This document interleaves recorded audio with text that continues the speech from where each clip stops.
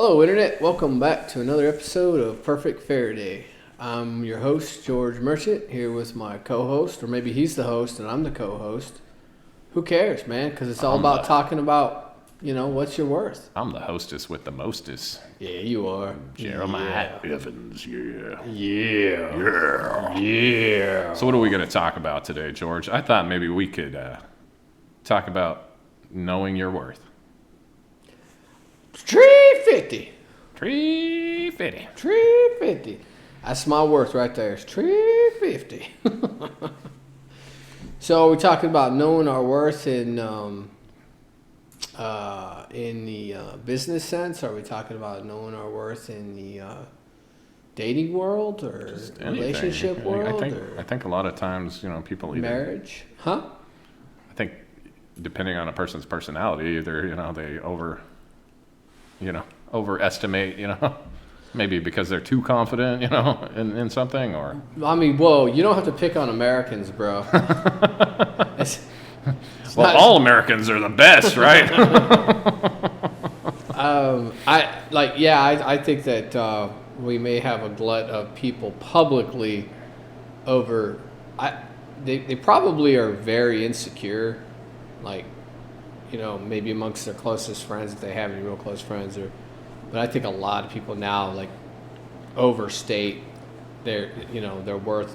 When I talk about earning wise, what they're worth to the company or whatever, I've seen guys that just those guys are always the worst. The guys that are I'm worth so much they couldn't run without me, they couldn't do anything without me. I never left a job like that. I own my own business now, but I never left a job and was they wouldn't be able to run without me, and they just everything's gonna fall apart. I'd be like, no, they'll do fine. I would imagine there's very few people that could claim that in the world, Yeah. And it's probably the one person that knows this most obscure thing and just never bothered to teach it to anybody, No, I've gotten calls. I've gotten calls from places that I worked on in the past when they were asking me some questions about things, helping them work through some problems and stuff, and that made me feel valuable. But I never left, with a bad relationship or anything like that. I didn't leave on a bad break or anything like that. So yeah, I never really overestimated, my worth. I felt there was definitely times where I felt like I should have earned more, more appropriately, but that was less. That was less the company I was working for, and I think more of a problem, a societal problem overall. Yeah, that's been kind of doing this to the hardworking blue collar guys for a while now, is that your technical teams and your hands-on guys that keep everything running, like myself and like yourself, being undervalued and end up and this goes across a lot of different fields. I see it in a lot of different fields, like in nursing. Some nurses make, I think, pretty good money, and I think they're probably paid what their market value, closer to the fair market value for their labor is. But for a lot of different industries, you can point to the hardest working guy, and they are pretty much never. I mean, not that I've seen. They're never the guys that are making the really good money. In the past, they were. Yeah. And I think that now, watching what's happening in the labor market, I think that's happening again now, because electricians and technical trades and things, these people are making money. There's guys that are welding making six figures and stuff like that now. And you look at that and you're like, well, yeah, because those things are needed. Yeah. You know what I mean? Those things are the things that are absolutely critically important, and you paid low for so long. Now there's a high demand for them, and the guys that can actually do them, you've got to pay them really good to make it worth their while. And then inflation's gone crazy, so people are going to seek a larger paycheck just to make ends meet, just to maintain the lifestyle that they live at, or not collapse it too much. So I'm sorry, I got that mystery buzz in my ear where I thought I heard. I know my phone is silenced, but I thought I heard my phone buzzing. Oh yeah. Don't you hate that? Which reminds me, I better silence mine. Yeah, you better silence your daggone phone. Just my luck, that's going to be, the one time in the week somebody actually wants to text me. Yeah, right. Nobody loves me. But yeah, I don't know. Let's not just pick on the people that estimate their worth. And I wouldn't really call it picking. I was just pointing something out. But I think people underestimate their worth sometimes too. They just fall into I'm just good enough, and that's probably like a self-esteem thing, or I don't know. I mean, I guess some people are comfortable just like laying low, but just doing the bare minimum to get it done or whatever. But I do feel like sometimes people just don't think that they can take that next step or whatever, right? Because they don't think anybody would find them worth it. It's not worth them to do it because they might fail. And that's like not. I don't think that's healthy. I think people should try things and try and fail and that's either overcome that or try something else. Not that's just the fall big. into. That's the big problem a lot of people face is the not getting to the trying part. Yeah. I'd say more they people fail before they start because I'd they say fail more to people start. probably suffer from that, Yeah. like undervaluing themselves, whether Yeah. they realize they're doing it or not. I think that's a lot of what our country is falling into now. Yeah. A lot of people that don't even want to do Try. something of value, because Yep. they might fail or. Yeah. Well, people have a really hard time handling failure, but if you look at any success story, the person's got 1,000 failures and then one super successful thing that they did. I mean, Yeah. that's how it works. That's how a lot of this stuff works. It's like people aren't going to succeed at everything that they do the first time they try to do it. It's just not realistic. Well, it's not how it works. But you keep trying. and you keep bettering yourself. If you love something, you should try. Programming didn't just come easy to me. I had to sit there and look at the same thing over and over for hours when I learned machine language, just because I was determined to do it. And once I broke through the wall, I was like, oh. I had to do the same thing with automation programming. It was a very identical journey to me. I mean, I sat there and I looked at it, and I understood what the inputs and the outputs were, but how the code worked. I sat there and I looked at it, watched running code. And you probably got frustrated when something didn't work how you wanted to, or maybe you screwed something up. Yep. And then looking at enough code of other people's stuff, and then doing my own stuff, I started to realize what made it tick more and more, and now I can roll through it pretty fast. Usually, can roll through it pretty fast and knock something out and get something working for somebody, but you don't get there by giving up on yourself. So there's definitely a self-esteem issue. You want competence to breed confidence, but you don't want false confidence. And I think a lot of that it centers around this like false bravado.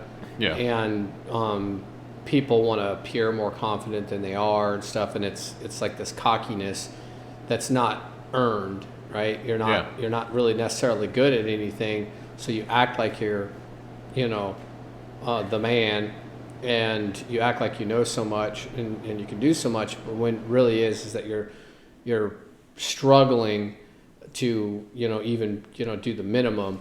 But if you keep trying and you're humble about it, and you're honest with yourself about it, and go, okay, these are the things I need to work on. I'm going to tackle these things, and every day you chip away at it. One day you wake up and you're an expert in your field. Yeah. And there's no day for me to tell you when that happens. It's just one day you realize that everybody looks to you, calls you, asks you, and says, hey, how do I do this? How do I make this work? I'm having this problem. I mean, when you get to that point when, you get random calls, Joe Bob gave me your number. He said you're the only guy I know that can really, work on this thing. And when you hear that, you understand. You're like, okay, I'm there. I still don't know everything. I never am. I'm never going to know everything. But if I humble myself and I continue to try every day to better myself, to build my worth, and we're talking about it career-wise right now from that perspective. But the same things apply for interpersonal skills. The same thing apply for if you want to have a successful marriage, if you want to have a long marriage. If you think that you're just going to set it on the shelf and forget it, that's just a recipe for disaster. Yeah. And in friendships and everything, what you want to do is you want to always be looking at like, how do I make this better? Like, and when you're dealing with other people, it's about investing in them too. It's about building them up and being truthful and honest. Yeah. Being truthful and honest so that you're not holding any resentment, because that's just death. Right? That's a death to your relationship. But yeah, see, that's kind of what I was going to point out. What you're touching on there is don't let things pile up if somebody's like frustrating you, you know, at work and hold, like making you feel like you're held down or whatever. Yeah. Like, talk to them, you know. If like that doesn't resolve it, you know, like do whatever you got to do. But I feel like a lot of people don't wait till you blow up. Yeah. Don't wait till you blow up. Like people let stuff build up and, you know, just they're miserable. You know? Yeah, and that self-worth, know your worth and everything, it's not just your financial worth, right? It's because it's gonna be your level of self-confidence built on reality, you know. And knowing your place as part of a system or part of a relationship. Yeah, know where you fit. We're I don't think too many people can survive as, you know, a lone wolf, really. You know, I know I've tried, but it just doesn't work, you know. Yeah, I mean, there's people that do it for a while, but you always see those people and you're like, ugh. They're usually very, very dysfunctional type of people and bitter. But whether you're a man or woman, you know, relationship advice, what I give people today is treat your relationships like you're treating it sort of like your career, and always do better, always be trying to do better. And one of the major keys to success in a healthy relationship is having a servant's heart towards those other people in your life, is giving of yourself and doing your best and showing love and not being bitter and not expecting anything in return, but recognizing that there are takers in the world. There are sponges. There's people that are just going to be like, you know, give, you know, take, no matter how much you give. And you've got to recognize that that's not a healthy relationship either. Yeah, you need to stand up for yourself in that aspect and let it be known what you need, you know. Yeah. You and just sit there and always take it, you know. Yeah, right? And I'm not saying that, you know, in your roles in your relationship, like, you know, a woman listening right now might be like, oh, well, I'm always taking care of the house. I'm always doing things around the house. He's using me because I'm always taking care of the things around the house. And I'm like, well, what is he doing though? I mean, is he bringing in a large portion of the income? Is he got other duties and responsibilities that he's taking care of? Yeah. Is he giving into that relationship as well? Because he's doing it in the way that he can. He's doing it in the way that he can, or vice versa.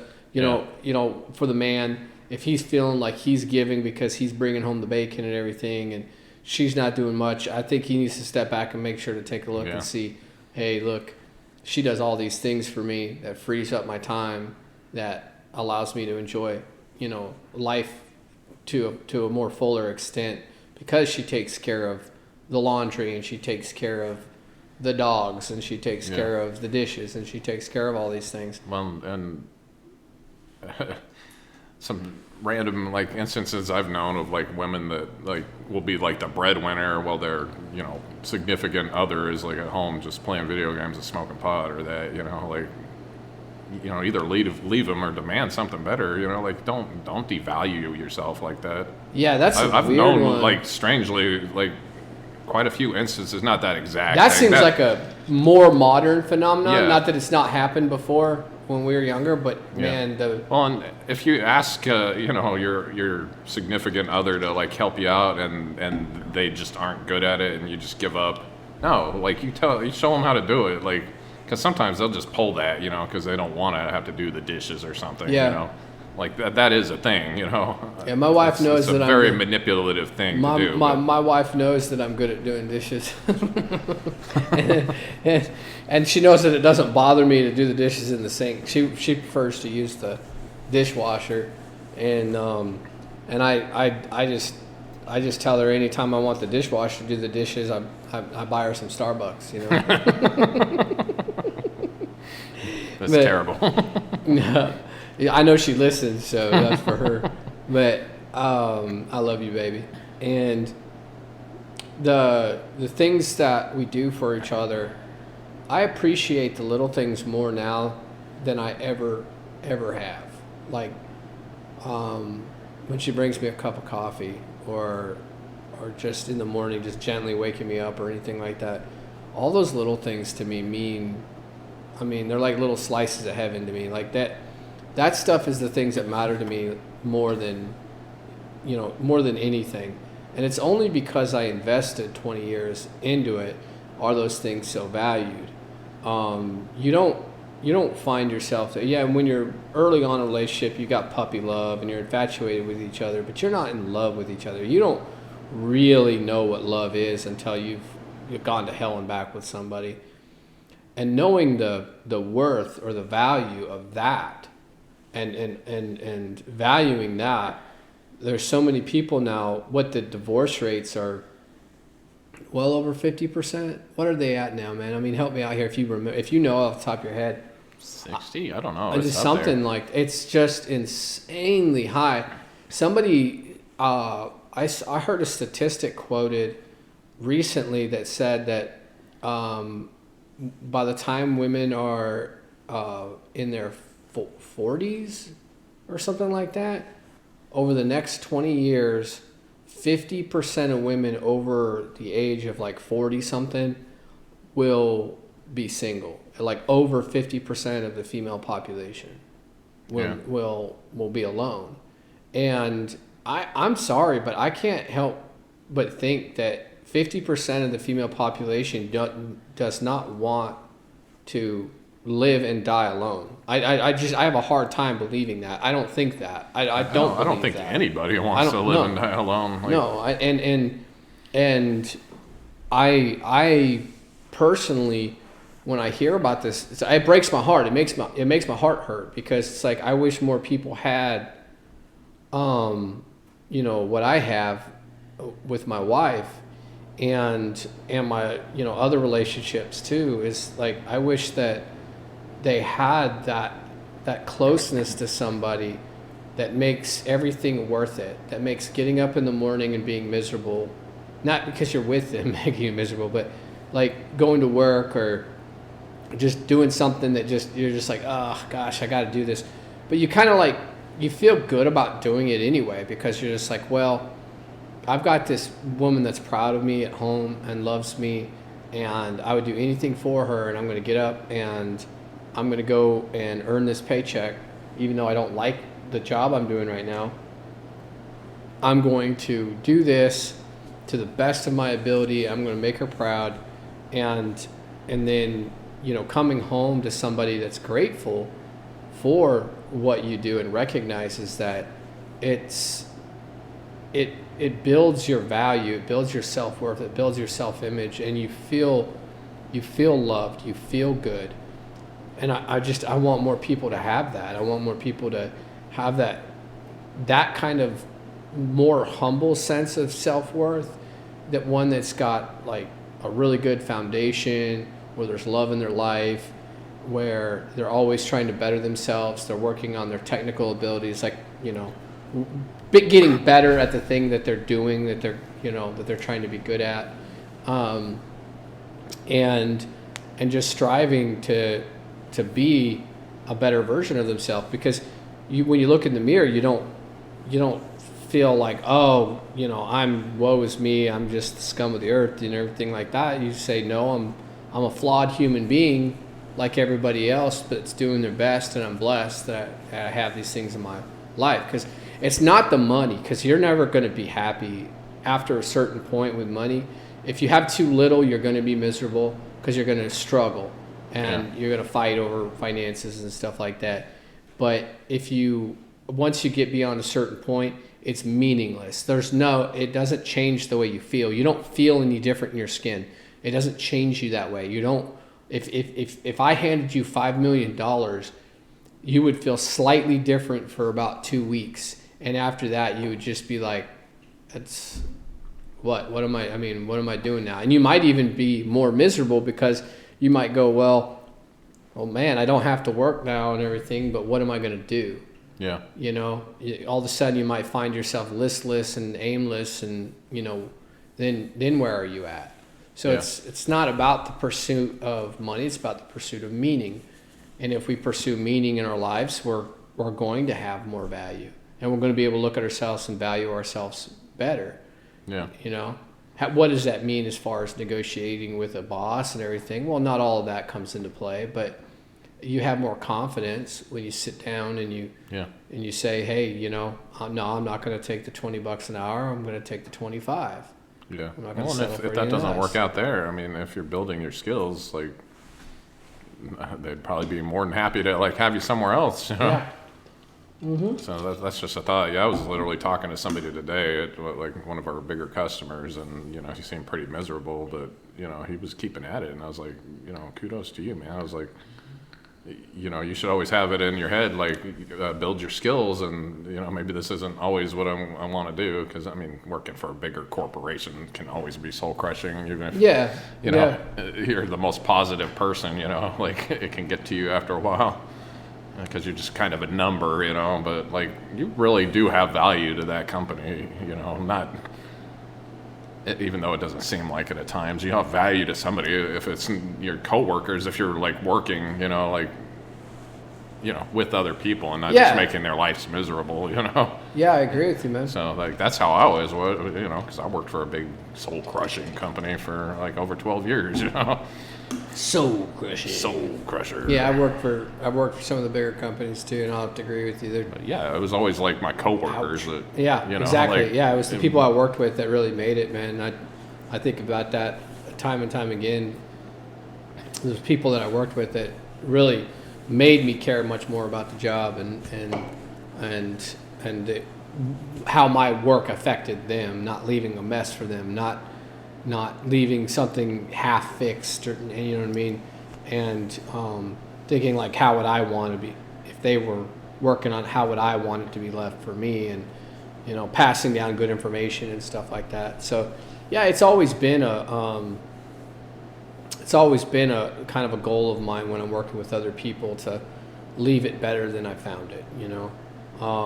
Maybe when I was younger, I wasn't as good at that as as I got older, and I recognized, sometimes being lazy in the moment didn't just hurt me. It also affected other people too. Yeah. So, yeah, I think knowing your worth, it's a good subject. I think that we do overvalue. I think that there's a lot of people that tend to overvalue their worth, a lot, and maybe it's more on the business side where they're like, hey, I want $15 an hour for working at fast food, and you hear the justifications for that from people, and they're like, well, you can't make a living, it's not a living wage or whatever, and I'm like, those aren't supposed to be like full-time career jobs. Those are part-time jobs. Those are starter jobs. Those are things those are stepping stones to something better. Yeah. They're not, because you got to understand, like, so if I sell a $5 burger and it cost the company $4.50 to make it, just directly in the materials. Yeah, right materials. There in front of Let's just say materials or whatever. It's a $4.50. It means I've only got 50 cents to play with for my labor and profit, right? Yeah. So it's like, and I'm being a little extreme. So maybe it's $4 and $1 or whatever. But you first of all, you have to sell a whole lot of them. So then you need workers that can sell 20 burgers an hour consistently throughout the whole day. That's got to be averaged out. So if they sell 100 of them in an hour around the lunch rush, then it's less during the rest of the time. It's kind of, it normalizes out. But when you start thinking about it that way, you're like, oh wow, like, so I have to sell $2,000 worth of burgers every day to pay my wage. Yeah. And then after that, it makes something. Well, and your employer pays more than $15 an hour for you because Yeah. they have to pay like unemployment insurance and the other 7.5% of Social Security. Yeah. And all the other overheads that are associated. Yeah, and with if you employees. have medical, like a somewhat decent, they usually pay a portion of it. I know some comes out of your check, but like people don't think of stuff like this when they're talking about, it's this, companies are greedy. Yeah, I mean, there's greed in companies, but oh yeah, for sure. The other thing people don't consider is there's other people that like cannot make money for the company, so you're helping to pay their paycheck too. Yeah, you got a secretary doing the paperwork. Yeah, because they're making sure you get paid, right? The payroll person, they can't be out there making the money, so you're kind of helping the company like pay their paycheck. Yeah, and the HR and everything like that, but yeah. So like when people are just like, oh, evil, greedy corporations, they're only caring about the investors, like that may be partly true, Like I'm not going to say that, the whole like striving to make 100% more profit than the 100% you made last year is like a very damaging, like mindset for bigger businesses, I think, Yeah. But companies are not always all about greed, especially your smaller to medium-sized like companies. They're just trying to like stay profitable enough to like stay in business. Yeah, and not kill yourself doing it, because like, I mean, I've worked myself half to death for this little business, and I could have made more money going to work for somebody else, and I decided to do this regardless. I decided to say, no, this is the right thing to do, and I'm glad that I did it. Even if if the economy collapses tomorrow and everything's shut down, I would still be glad that I did it. I'll still always be glad that I did it, because it's like, hey, I took that risk, I took that chance. I didn't just say coulda, woulda, shoulda. I actually stepped out and did it. But when you have employees that don't recognize that, hey, look, like I can't pay you $100 an hour. I can't just pay $100 an hour, because if I pay you $100 an hour, that means you need to make about $150 an hour, like average. That and there's no way you're going to work 40 hours a week of billable hours to a customer. It's just not going to happen. There's going to be a bunch of other stuff that happens, vacation time, things like that. Yeah. So then you're like, okay, then it's got to be even higher than that. I didn't even, factor in vacation pay, because you accumulate that, and when you're not working, you're not making money for the company. Yeah, that's non-productive time that you're paying. There's just so many factors people don't think about when they're like, oh, it's just greedy investors. I kind of brought this topic up because I kind of got into an internet conversation, not so much a devolved like argument, with somebody that like had that mindset, but they did get to the point where they said they would rather a company be burnt to the ground, not like figuratively, not literally, than to think that everybody didn't get paid like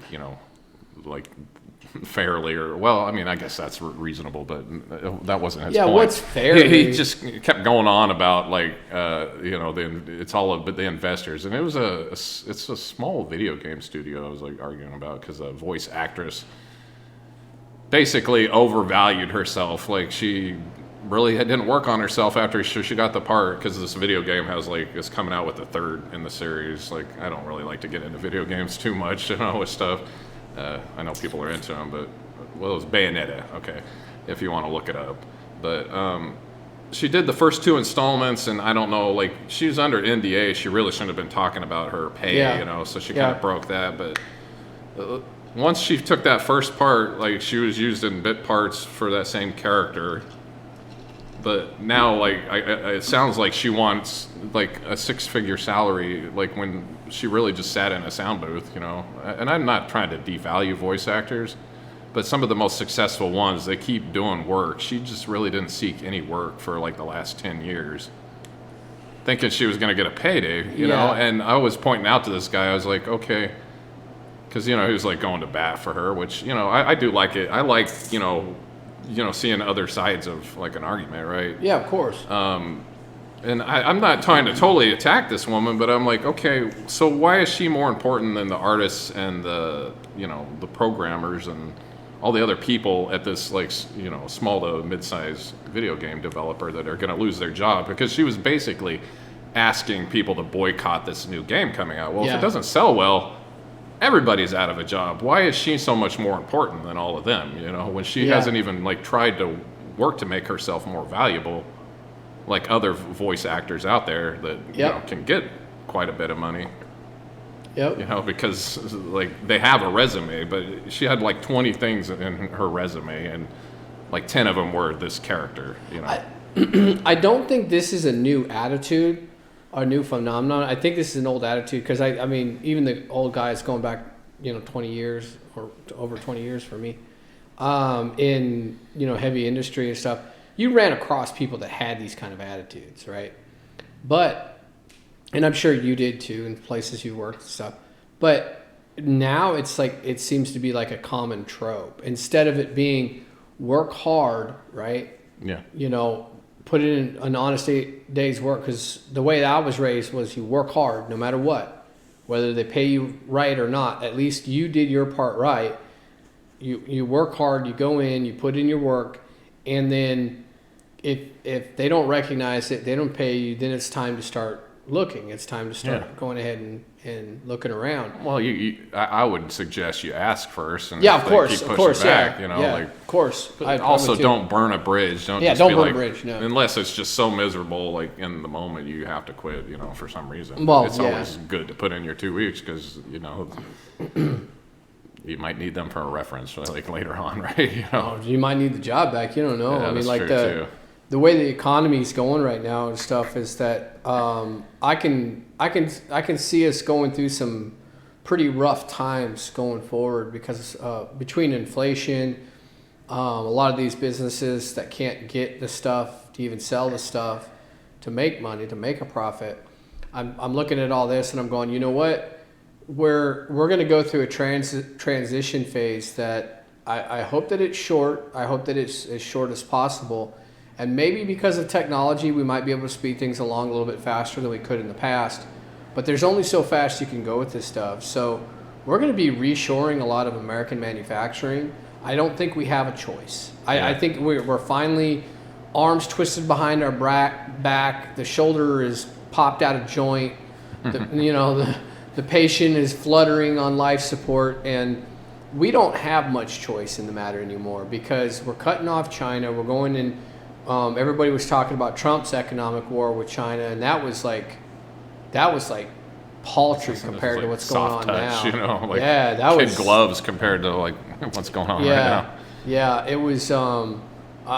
It's funny because I don't think of this current administration as being tough on China or anything like that, but I think they got pushed into a corner because Russia sided with China. Yeah. And China's talking about taking Taiwan, and they cut off big movement in the chips industry that just basically just paralyzed it recently, just this last weekend. And man, I'm really genuinely concerned about being able to get the equipment and pieces and parts and things like that manufacturers need, which I think that'll keep us in high demand. Because we do work in the manufacturing sector and that's what we do. And I think that's going to probably keep us in high demand. But I think inflation is going to continue to be a problem for a long time because there's going to be a lot less goods and availability to goods. In the long run, I think it's probably a good thing, even though in the short term it's going to be painful. I say short term, though. That short term could be 20 years. Yeah. We might spend the next 20 years trying to build back our manufacturing base. You don't do these things overnight. You don't even have the people. You don't have the skill sets. You don't have the trained individuals that can go in and do this kind of stuff. The upside is we can rebuild it, I think, in a pretty responsible way. And maybe this time we protect the American jobs and the American worker a little bit better, and we don't end up in the same sort of position that we're in. Because the way I look at it is I would have always gladly paid more for a product that lasted, that was repairable, that I didn't have to buy a whole bunch of times, that was like a quality product. Because the way I look at it, you can buy it 3 or 4 times. It's not even worth the headache. You know what I mean? For a quarter of the price or whatever, because it's a cheap Chinese product, I'd rather buy a quality made American product. Yeah. And I've always had that. I've always had that mindset. I've always wanted to be like, okay, I'd much rather buy something that lasts. And if we can get back to where we're making that stuff here in America again, we're making things that last, making things that are repairable, making things that make sense here. I don't see why we even need, maybe for some raw materials, but I don't see why we need other countries to as far as for our economic stability. Because now we're in a situation where, we're going down this road. And I know I'm kind of getting off on a tangent here about this, but no, I mean, it ties in. Yeah, I do believe that the hardworking blue collar guy and stuff like that is going to continue to see his pay raise. Yeah. Because the demand for people that will work hard and are willing to push themselves and learn and do things, I think that there's going to be a much greater opportunity in that once again. Yeah. So if you're a young man or a young woman, if you're a young man or woman that wants to get into this field and wants to start doing work in like automation, manufacturing stuff, I think it's probably going to be a pretty good time to do it. Because would they say 97% of our like our medicines and stuff like that are produced like out of China and stuff? That's got to change. Like, yeah, I mean, China or India. Yeah. There's a lot of that. China and India, I should say, not or. Yeah. That's about them. So I would think that we're going to shift that back, and things are going to happen, and then push yourself, know your worth, build your confidence through your skills.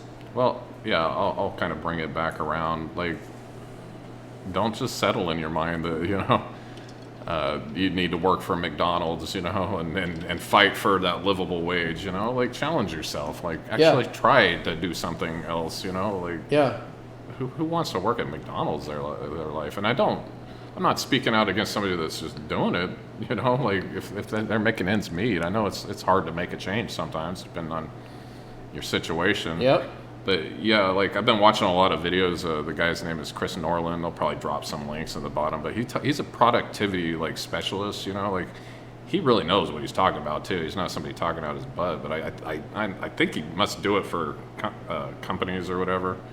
Yeah. And he suggested, this great resignation or whatever. He's like, now's not the time. People like need to, be thinking about everybody, as a whole. Like if the economy collapses, just because nobody wants to contribute, to the system. And there's more opportunity right now. Yeah. To rise quickly. Yeah. You know what I mean? Get out there and do something. Don't just demand, like when say, everybody else I'm not is going to take down. a job unless I can get $20 an hour right now. When everybody else is laying down, work hard, because you can rocket yourself to the top that way. Yeah. I think that's pretty important when you're doing this. These kind of opportunities aren't going to come along in your lifetime again. Yeah. Well, we know firsthand one guy that didn't just like roll over in this, a younger fellow, younger than us. Yeah. I think he's like not quite 30. I think maybe he watches the podcast sometime. You might know who I'm talking about. Yeah. So, hey, to you. I don't want to drop your name, but yeah, he got in there. Like we taught him some stuff, and he like really ran with the ball. I guess he had just come out of the military, right? Yeah, he was Air Force electrician. Yeah. Yeah, he worked on electrical systems. He just took the ball and ran and learned as much as he could, and he like worked there for about a year where he was at, and he's already like moved on. The next best thing, he probably got a higher pay. Like. Yeah, and I think that, and those are the kind of like stories when I see a young man like that really take the bull by the horns, take responsibility, take ownership of the job. Really work hard at it, and then try to grow his own skills and everything. I'm like, man, you're doing it, man. You're doing it. Because, like, when you're my age, you're going to be, where I am or further, and you're going to, people are going to look to you like you're the expert, like you're the guy that knows it. And, and you're not going to have a problem getting a job. You're not going to have a problem putting food on the table. You're not going to have a problem making a decent earning. And it's going to be a lot better pay than you can make, working fast food or any of the other ones. And again, like you said, like, I don't look down on people that work those jobs at all. You know what I mean? I respect those people. I respect anybody that shows up and puts in the work, no matter what they're doing. But those jobs are not high-skilled jobs, and they're never going to be the best-paying jobs because you'd have to charge an enormous amount of money for that food, and then you'll lose your customer base because people buy fast food because it's cheap and fast. Yeah. They don't buy it because it's expensive. Well, I'll be it's clear. gotten expensive like now. Obviously, those people have value too. Absolutely. Yeah. Don't think down on yourself. I don't mean Absolutely. to make that messaging. Because I worked at freaking Walmart retail. Selling stuff to people. Like somebody needed to be there to do that. But I was always trying to learn new things and work my way up. I was making a decent amount by the time I quit there, but I did get to the point where it was soul crushing for other reasons. Yeah. It was mainly that I ended up being one person working about 3 people's jobs, just because they wouldn't give me help. Yeah. I mean, I would have even taken somebody that just mostly showed up and I could point and be move that, that would have been fine to me, but they didn't even want to do that. And that's one of those cases. And part of that was because a lot of people didn't want to even work, Yeah, and that's one of your cases where knowing your worth is important as well, because if you're doing the lion's share of the work, being honest, right? Yeah. Don't be like, oh, I do all the work, and you really don't. Yeah. But if you really are, you look around, you're like I'm doing most of the work here. You go to your boss and be like, hey, look, man. I mean, I don't know if you recognize it or realize it or whatever, but I'm doing most of the work. I'm doing 3 people's jobs stuff. I want to be paid appropriately because of that. And I asked him. I wasn't afraid to ask, and I just stopped asking. So at that point, I stepped down because my health was just not great. I just kind of did the mindless job for a little while until I found the next best thing. Coming to work for this guy over here. Yeah, it's okay. You can say this jerk. That's okay. I was gonna say this beehole, but that's all right. I've been called worse by better. So it's fine, but I really do encourage people to be the best version of themselves that they can be. I don't think that laying down right now is a good idea. And I know we all get tired. I get tired. I mean, I've been fighting illnesses and stuff these last couple of years that have just wrecked my image of myself and everything. Just how tired and worn out they've made me.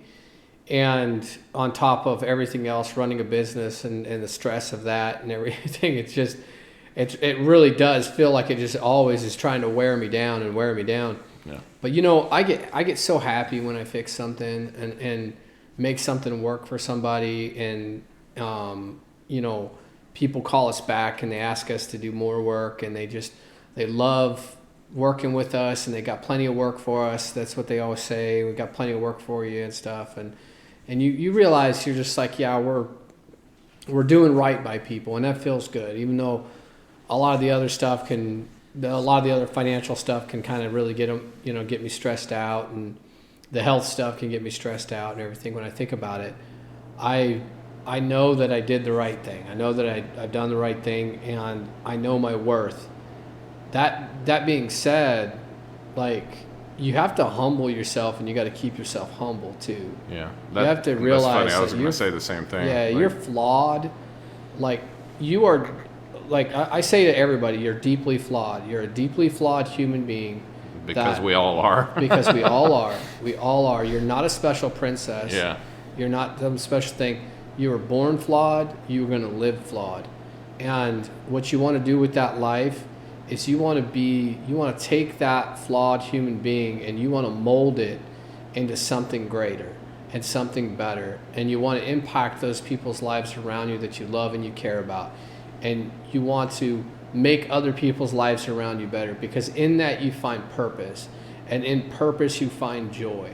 Yeah. And you're not going to be happy if all you're focused on is, I want to get paid $15 an hour to flip burgers, or you're just not going to find purpose there. You're not. Yeah. Well, and if you find yourself alone and, you know, like falling into this, or even if you're in a relationship and you've like removed yourself from it, you know, and just fallen into this deep darkness or whatever, like a lot of people I know that are like that, like don't want to, like, I can't remember, it's the internal like locus of control versus the external in psychology. Internal, like, is you take ownership for like the bad things happening to you. External is like everything out here is, you know, you do need to inwardly reflect. I'm not saying that like things out here, you know, aren't directly affecting you, but you do need to inwardly reflect and, you know, build yourself and like be, you know, and if that doesn't work for you, you probably need to go talk to somebody, because if you fall into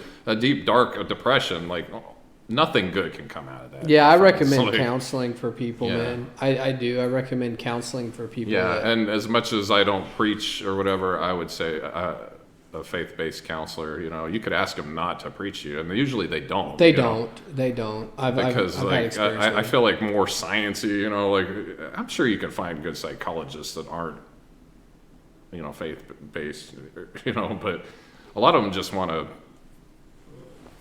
you know, prescribe pills and stuff. Exactly. And that's not necessarily the solution. I mean, it might be the solution for you, but you do need to sit and talk to somebody and not just try to medicate yourself away. Yeah, I think pills are rarely the solution and should only be used in most cases temporarily, unless it's like the bipolar disease type stuff where where there's an actual brain chemistry issue. Yeah. I really don't believe in you know, narcotics to treat. Yeah, and that's just your opinion. Neither one of us are doctors. Yeah, but like I just have a strong opinion in feeling that like a lot of people, they're overprescribed. Yeah, they're overprescribed. I mean, I guess think we can all kind of agree on that. Yeah, they're overprescribed. The freaking opiate, you know, crisis like kind of dictates that we overprescribe stuff sometimes because we just want to wipe things away with a pill. But, and then you got SSRIs. But I would very, you know, strongly suggest like, you know, seek help, and, you know, don't be afraid of the pill if that's ultimately what they say. But if they're just like, here, take this pill, don't bother me again, you might want to go talk to somebody else, you know. Yeah. Like at least like ask them, you know, why they feel like that's, you know, the solution for you, you know. Yeah. Because I do believe that talking to people, because when we externalize our internal monologue, a lot of times it's just somebody sitting across from you going, why do you think that? And then you stop and you reflect, and then it is really yourself helping yourself, but you don't know how to do that. Exactly. You know? Like, and all they're doing is they're just like there walking beside you, making sure you don't fall off the cliff. That's kind of like really what they're doing, because they're not telling you how to fix your problems. They're helping you figure out for yourself how to fix your problems. You know, so when you do this kind of counseling, and I do highly recommend it for people, and I do highly recommend it for a lot of people, and faith-based counseling at that. I'm very, very strong proponent of that because of the scientific evidence, the literature that backs up the effectiveness of it. That's why I say that. Yeah. And, you know, not just because I'm Christian. It's because that's where the facts lead. That's where it says that the most people that have been able to kick an addiction, a major drug addiction, alcoholism, sexual addictions, anything of these natures, these addiction diseases, like the most effective way, faith-based counseling. It's believing in something higher than yourself. It's not putting yourself at the center of the universe. You know, knowing your worth and not putting yourself at the center of the universe. There's this thing that, you know, right? There's a tug of war there, right? As far as, you know, don't think yourself worthless and incapable. You know, make yourself capable, but at the same time, don't build the universe around just yourself, right? Don't, because it's hard to have purpose. It's hard to have purpose. Yeah, don't fall into narcissism and nihilism. Yeah, narcissism and nihilism. Yeah, they're two of the most dangerous things for yourself and others. Does it seem to you that that's kind of what's going on in the world now? There's like so much like narcissism. I even fall into that trap sometimes. Like I feel like even on here, like, you know, I'll say like this works for me, but like, you know, nobody else could possibly be like that. You know, I don't mean to be that way. That's just my experience. Yeah. You know, like, and that's a little narcissist. You know, it's not like outright fully. You know. Like, not caring about other people at all. Yeah, exactly. And not manipulating other people. That it seems to me now that it's all about like power dynamics and who can get over on who. And I mean, that really, oh man, that hurts my heart a lot because, I mean, I lean back into my marriage that I've learned so much from loving one woman that I cannot never put into words. And to see when she's so giving to me, and she has such a servant heart with me, and she wants to take care of me. I was recently sick. I got this bounce back and forth like flu going on. It's really weird. You had a man cold? Yeah, the man cold, yeah. It would have killed any other mortal man. But the man cold is very narcissistic. Yeah, but she was taking such good care of me. She was so sweet to me that she really, literally soothed my pains, really soothed me quite a bit in my misery. And I was running a fever. I was running actually a high fever and breaking it, and then run it again and break it. It was going back and forth. And she was just taking such good care of me. And just her presence and that loving attitude just built me up so much. And I'm like, wow. And she takes care of elderly people too. She goes in and takes care of people, and you can see that desire to help, and that desire to soothe pain, and that desire to give people dignity when nobody else is. And I look at that, and it amazes me because I see this beautiful thing. To me, there's like nothing more beautiful in the whole world than that right there. And I see it, and it's so beautiful. And it's my job as the man to protect this beautiful thing. Like, I feel like it's my, to be a shield to that, to not let anybody come crush that flower. Like, if somebody's gonna step on her, they're gonna have to step through me first. Yeah. And I feel that way, like in my bones. It's just a part of who I am now. And I want other people to experience that in their life. But if you're narcissistic, if you've got like this narcissistic streak going on, you will not experience that. You will not experience it. You will not recognize that giving and loving heart in other people, because you're going to think more on the manipulative lines, and you're going to go, what can I get out of this person? Yeah. Or what are they trying to get out of me? Yeah. Because you're going to think that they're like you, that they're just doing this to try to get something from you. Yeah. And when you see true giving and you see selfless acts, and you see that in people, then you can start going, wow, like it's just this super beautiful, just gorgeous thing.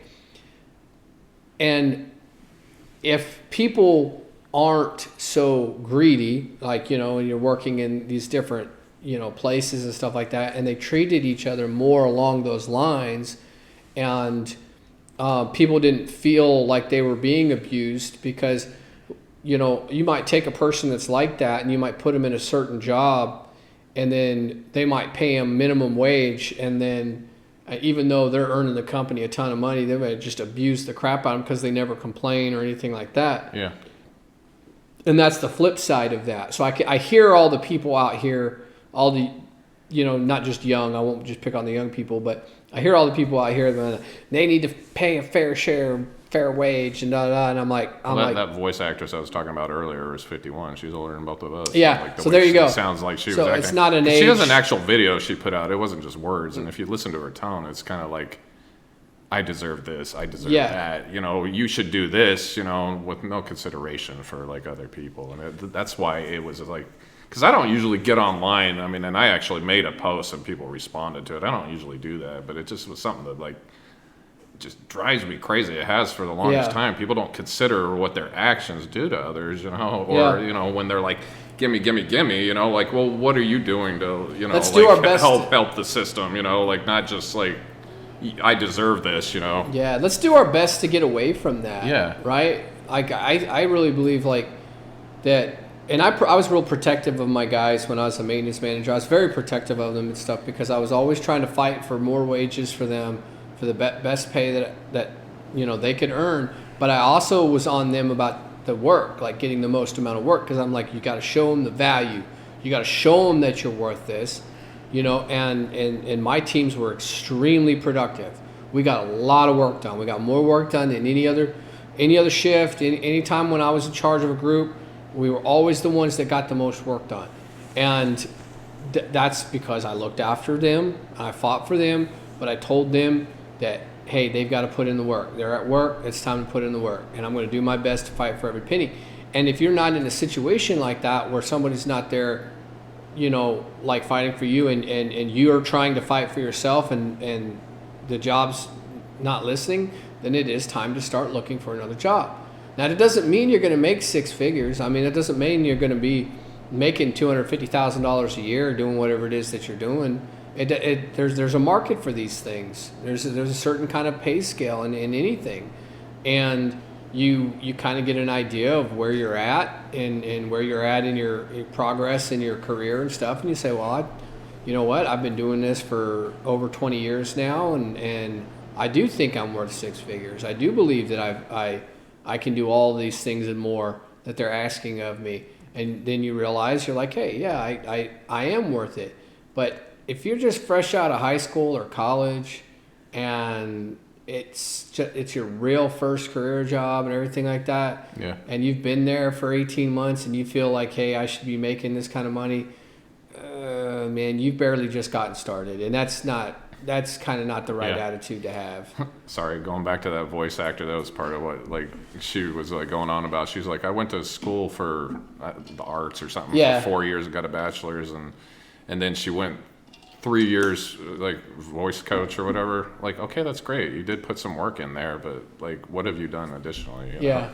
I don't know. I hate to be like picking on the woman. I don't know the entire story, but just from the picture that was painted and what I did further looking at like her IMDb page, you know, she wasn't doing a whole lot, you know, to like really prove to the world that, you know, she was worth whatever she was like asking people to boycott, you know. Yeah. I'm with you, man. I'm with you. I think that we can kind of come to a happy medium, and you know, don't let people abuse you and walk all over you.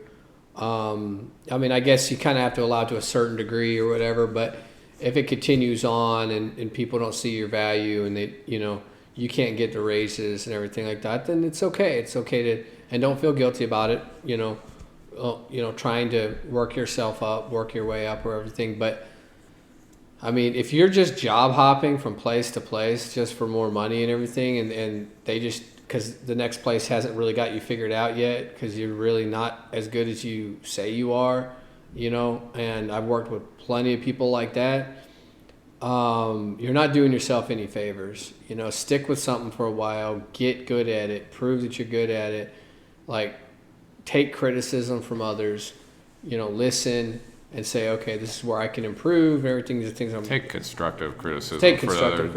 Don't take cruelty, don't take true harassment. You know, this isn't what we're saying. Like, well, you know, if you're working in maintenance, you better be able to take some harassment. Yeah. I don't mind being picked on, man. It don't bother me none. So, all right, man. We've about hit that hour mark, bud. Yeah. Is there anything else you want to, follow with? With anything important to you, you think for yourself, but also like know your worth, and don't let people devalue you, but also don't be too arrogant, you know, and overvalue your worth. You know, like, be humble, you know. I ask you to be like humble and just consider others, right? Like in anything you do. That's right.